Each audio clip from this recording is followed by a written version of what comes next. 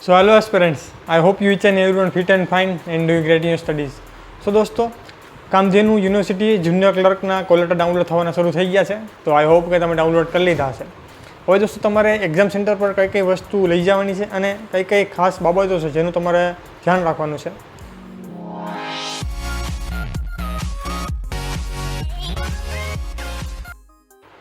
સો દોસ્તો તમે call letter download કરી લીધા હશે. જો ના કર્યા હોય તો કામધેનુ યુનિવર્સિટીની જે ઓફિશિયલ વેબસાઇટ છે ત્યાં લિંક આવી ગઈ છે. અન્યથા તમે મારા ટેલિગ્રામ ચેનલમાં જઈ અને ત્યાં પણ મેં લિંક પ્રોવાઈડ કરેલી છે. તો તમે ડાયરેક્ટ એક ક્લિકની સાથે જ ત્યાં પહોંચી જશો. તો મારી ટેલિગ્રામ ચેનલની લિંક મેં ડિસ્ક્રિપ્શન બોક્સમાં આપેલી જ છે. તમે અહીં મોર ઉપર ક્લિક કરશો એટલે તમે અહીં ડાયરેક્ટ મારી લિંક દેખાશે ટેલિગ્રામની, તેની ઉપર ક્લિક કરશો એટલે તમે ડાયરેક્ટ મારા ટેલિગ્રામમાં રીડાયરેક્ટ થઈ જશો. અને ત્યાં તમે જોઈ શકો છો ત્યાં મેં લિંક પ્રોવાઈડ કરેલી છે. ડાયરેક્ટ તમે ક્લિક કરશો એટલે ડાયરેક્ટ કોલ લેટરના પેજ ઉપર જ પહોંચી જશો. ત્યાંથી તમારે માત્ર તમારું ઈમેલ આઈડી અને તમારો જે પાસવર્ડ છે એ નાખવાનો છે એટલે તમે કોલ લેટર આરામથી ડાઉનલોડ કરી શકશો. હવે દોસ્તો તમે કોલ લેટર ડાઉનલોડ કરી લીધું. હવે તમારે શું કરવાનું છે? તો દોસ્તો હવે જે કોલ લેટર છે તેની તમારે પ્રિન્ટ કઢાવવાની છે. તો અહીં પ્રિન્ટમાં તમે જોશો તો અહીં 3 પેજ આપેલા છે. અહીં જે પહેલું પેજ છે દોસ્તો તે હાજરી પત્રક છે, એટલે કે તે યુનિવર્સિટીની નકલ છે. એટલે તમે જ્યાં પરીક્ષા કેન્દ્ર છે ત્યાં તમે એક્ઝામ દેવા જશો તે પેજ તમારે ત્યાં જમા કરાવવાનું છે, ત્યાં દેવાનું રહેશે. અને જે છેલ્લું પેજ છે તે તમારે, એટલે કે જે ઉમેદવારની કોપી છે લખેલ જ છે તેમાં, તે તમારે રાખવાનું છે. એટલે અહીં તમારે 2 પેજ કઢાવવાના છે. ઉતાવળમાં પહેલું જ પેજ કઢવીને નહીં વયા જતા, તમારે અહીં નીચે પણ એક ત્રીજું પેજ છે તે પણ કઢાવવાનું છે. જે વચેલું પેજ છે જે સૂચનાનું છે તે માટે તમારે વાંચવાની છે, તેને કોઈ લઈ જવાની જરૂર છે નહીં. તો એ કઢવો તો કંઈ વાંધો નથી, પરંતુ અહીં 2 પેજ તો કમ્પલસરી તમારે કઢાવવાના છે, પહેલું અને ત્રીજું પેજ. આ બંને પેજ તમારે લઈ જવાના રહેશે. હવે દોસ્તો અહીં જે પ્રિન્ટ છે તે કઈ રીતે કઢાવી, ઘણા વિદ્યાર્થી મિત્રોના કમેન્ટ્સ આવતી હોય છે, મેસેજ આવતા હોય છે. તો દોસ્તો તમે કલર પણ કઢવી શકો છો અને બ્લેક એન્ડ વ્હાઇટ પણ પ્રિન્ટ કઢવી શકો છો, કોઈ ઇસ્યુ છે નહીં. ઠીક છે, તો બ્લેક એન્ડ વ્હાઇટ પણ ચાલશે, તેમાં કોઈ ઇસ્યુ આવશે નહીં. સો દોસ્તો હવે તમારે જે પ્રિન્ટ તમે કઢાવેલી છે તેમાં જે પહેલું પેજ છે તેમાં તમારે બોક્સ આપેલું છે, તમે જોઈ શકો છો. તો તેમાં તમારે તમારો તાજેતરનો ફોટો ચોંટાડવાનો છે અને તે ફોટો તમે જે તે સમયે ફોટો અપલોડ કરેલો છો, એટલે કે જે પણ પ્રિન્ટ થઈને આવેલો છે ફોટો તમારા કોલ લેટરમાં, તે ટાઈપનો ફોટો તમારે ચોંટાડવાનો છે.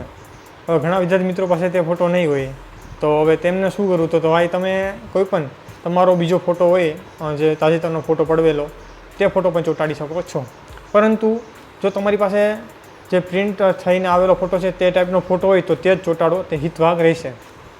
પરંતુ કોઈ સંજોગે ભેગું થાય એમ નથી અને તે ફોટો છે જ નહીં, તો પછી કોઈ પણ રિસન્ટ ફોટો હોય તો ચાલશે, કોઈ ઇસ્યુ આવશે નહીં. જે ફોટો દોસ્તો તમે ચોંટાડો છો તે ફોટોમાં અડધી સાઇન થાય અને અડધી જે તમારી હાજરી પત્રક છે, એટલે તમારું જે કોલ લેટર છે તેમાં થાય, તે ટાઈપની તમારે એક સાઇન કરવાની રહેશે. અને દોસ્તો તે સાઇનમાં પણ તમારે ધ્યાન રાખવું, તમે જે કોલ લેટરમાં તમારી સાઇન જે પ્રિન્ટ થઈને આવેલી છે તે ટાઈપની સાઇન કરવી, કોઈ હવે બીજી સાઇન નહીં કરતા, નહીંતર બંને મિસમેચ થઈ જશે અને તમને પ્રોબ્લેમ આવી શકે છે. તો સાઇનમાં પણ ધ્યાન રાખવું, તમે જે પહેલાં સાઇન કરેલી છે તે ટાઈપની સાઇન કરજો.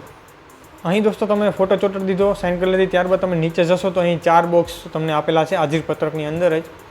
તો ત્યાં ક્લિયર કટ મેન્શન કરેલું જ છે કે આ વિગતો તમારે તમારા પરીક્ષા ખંડની અંદર જ ભરવાની છે. અને ઓબ્વિયસલી તમે ત્યાં જ ભરશો, કેમ કે ત્યાં જ તમને જે તમારું આન્સર શીટ આપશે, તે ઉપરાંત તમારે જે પ્રશ્નપત્ર તે આપશે તો તેના નંબરને બધી લખવાના છે. પરંતુ અહીં ઉમેદવારની સાઇનનું પણ બોક્સ છે, તો તે વિગત પણ, તે સાઇન પણ તમારે તમારા પરીક્ષા ખંડની અંદર જ ભરવાની છે અને તમારા જે ઇન્વિજિલેટર છે, એટલે કે તમારા જે ખંડ નિરીક્ષક છે તેની સામે જ કરવાની છે. તો તે પણ તમારે ધ્યાન રાખવું, તે પણ તમારે પરીક્ષા ખંડમાં જ ભરવાનું છે. એટલે કે કોઈ પણ 4 બોક્સમાંથી કોઈ પણ બોક્સ તમારે ભરવાના છે નહીં, અત્યારે તમારે પરીક્ષા ખંડમાં જ ભરવાના છે. અને દોસ્તો એમાં વધારે વાર પણ લાગશે નહીં, એટલે ત્યાં તમારી પાસે ટાઈમ પણ હશે પરીક્ષા ખંડમાં, એટલે ત્યાં જ બધી વિગતો ભરવાની છે. કોઈ પણ સાઇન પણ તમારે કરવાની નથી, ત્યાં જ કરવાની છે. એના પર દોસ્તો તમારે એક તમારી સાથે આઈડી કાર્ડ પણ તમારું રાખવાનું છે. ક્યાં ક્યાં આઈડી કાર્ડ તમારા લઈ જવાના છે, ક્યાં ક્યાં માન્ય છે તે પણ અહીં આપણને જણાવેલું છે સૂચનામાં. Aadhaar card, driving licence, election card, PAN card અને પાસપોર્ટ, આ 5માંથી કોઈ પણ એક આઈડી પ્રૂફ તમે તમારી સાથે રાખવાનું છે. જ્યારે પણ કોઈ પણ ત્યાં માંગે તો તમે બતાવી શકો છો, જેથી તેઓ ખરાઈ કરી શકે કે આ તે જ ઉમેદવાર છે, જેનું કોલ લેટર છે તે જ ઉમેદવાર આ પરીક્ષા આપવા આવેલા છે.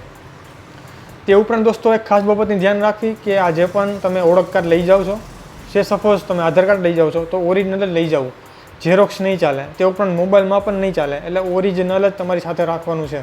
આ ખાસ બાબતની ધ્યાન રાખવી. આ 5માંથી કોઈ પણ એક તમારે તો કમ્પલસરી લઈ જ જવાનું છે, તે પણ ઓરિજિનલ જ. તે ઉપરાંત એક બાબતની બીજી પણ ધ્યાન રાખવી, જે ટાઈપનું નામ તમારા કોલ લેટરમાં છપાઈને આવેલું છે તેવું જ નામ તમે જે આઈડી લઈ જાઓ છો, જે ઓળખ કાર્ડ લઈ જાઓ છો, તેમાં તે ટાઈપનું જ નામ હોવું જોઈએ. તો તે તમારા માટે ફાયદાકારક રહેશે. નહીં તો તમારે બીજું પણ તમારી પાસે બીજું પણ કોઈ પણ ઓળખ કાર્ડ માંગી શકે છે કે ભાઈ આમાં થોડોક પ્રોબ્લેમ છે તો બીજું લાવો. તો તે તમે પહેલેથી જ સુનિશ્ચિત કરીને જજો કે ભાઈ મારા કોલ લેટરમાં નામ છે અને આ જે હું લઈ જાઉં છું આઈ કાર્ડ તેમાં પ્રોપર નામ મેચ થાય છે. તો તે ટાઈપનું લઈ જશો તો તમારે હિતવાક રહેશે.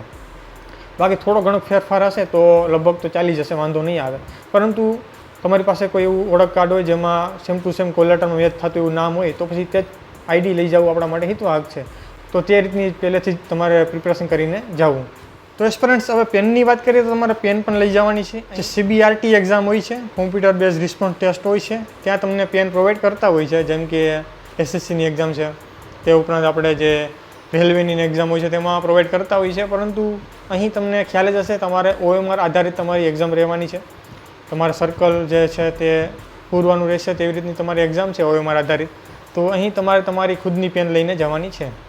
અને અહીં પેન પણ તમારે કઈ લઈને જવાની છે તેનો કલર અહીં આપણે જણાવેલો છે. તમે બ્લુ અથવા તો બ્લેક આ બંનેમાંથી કોઈ પણ એક જ પેન લઈને જઈ શકો છો. માત્ર ને માત્ર આ 2 પેન સિવાય બીજી એક પણ કલર નહીં ચાલે. તો તે પણ તમારે ધ્યાન રાખવું, બ્લુ અથવા તો બ્લેક આ બંનેમાંથી કોઈ પણ એક પેન લઈને જવું.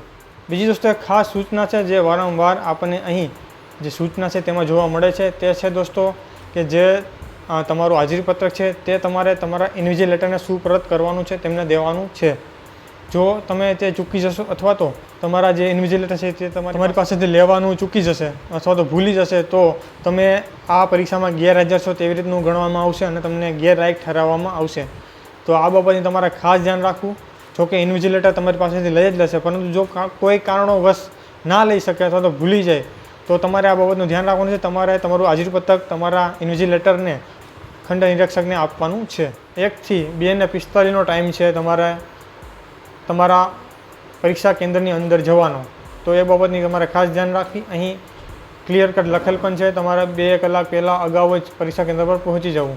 તો અહીં જે તમારે ટાઈમ આપેલો છે તેની અંદર પહોંચી જવું. 2:45 પછી તો કોઈ પણ કારણોવશ તમને અંદર એન્ટ્રી આપવામાં આવશે નહીં. તો જેમ બને વહેલું જ તમારા કેન્દ્ર પર પહોંચી જવું. A, B, C, D ને E 5 ટાઈપના ઓપ્શન જોવા મળવાના છે. એટલે કે અહીં નોટ એટેમ્પનો પણ એક ઓપ્શન છે, એટલે કે E.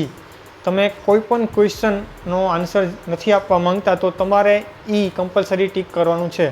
અન્યથા તમારા 0.25 નેગેટિવ માર્ક થવાના છે. તો એક ખાસ બાબત જે બહેનો માટે છે કે તેઓને મહેંદી કે તેના ઉપર થોડુંક ધ્યાન રાખવું, કેમ કે અહીં તમારું ફિંગર કેપ્ચર કરવામાં આવશે. ફિંગર ઇમેજિંગ કેપ્ચરનું અહીં સિસ્ટમ છે. તો જો તમે મહેંદી કે કાંઈ એવું કંઈ કરેલું હશે તો પછી તે તમારે બાધા આવી શકે છે, તમને પ્રોબ્લેમ આવી શકે છે ફિંગર કેપ્ચર કરવા. કાંઈ પણ તમને પ્રોબ્લેમ હોય, કાંઈ પણ ક્વેરી હોય તો તમે મને બીજી કમેન્ટ બોક્સમાં અથવા તો ઇન્સ્ટાગ્રામ પર DM કરી શકો છો. હું હજુ તમને જવાબ આપવાનો પ્રયત્ન કરીશ. સો મળી નેક્સ્ટ વિડીયોમાં દોસ્તો. All the best for your exam.